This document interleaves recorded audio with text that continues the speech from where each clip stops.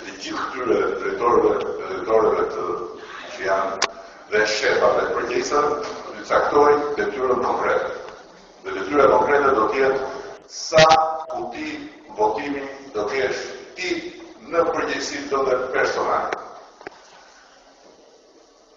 Që do të thotë dikush një zonë, dikush 5 qendra, dikush 2 qendra, e kështu me radhë, por ama dhe aty pra do të japë do secili nga ju do të marrë dorë letrën dhe i thuhet. Këto janë votat që ne presim të dalin nga kjo qendër votimi.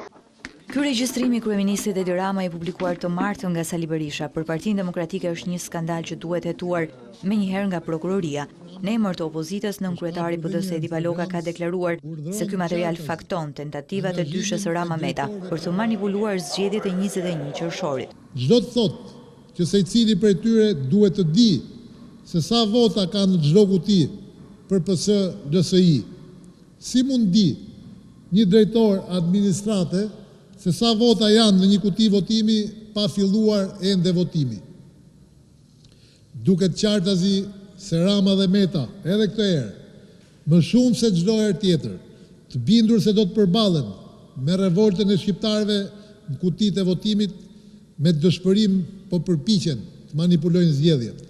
Menjëherë pas publikimit të regjistrimit ka reaguar edhe Partia Socialiste, e cila sqaroi se pjesë organizimit elektoral të saj janë edhe drejtorët operacionale e përgjegjësit e qendrave të votimit, të cilëve ju është drejtuar kryeministri Rama. Koha kur kryeministri i vendit udhëronte në punësi civil për t'u angazhuar në fushat zgjedhore, ka mbaruar në 23 qershorin e 2013-s, thekson Partia Socialiste në reagimin e saj.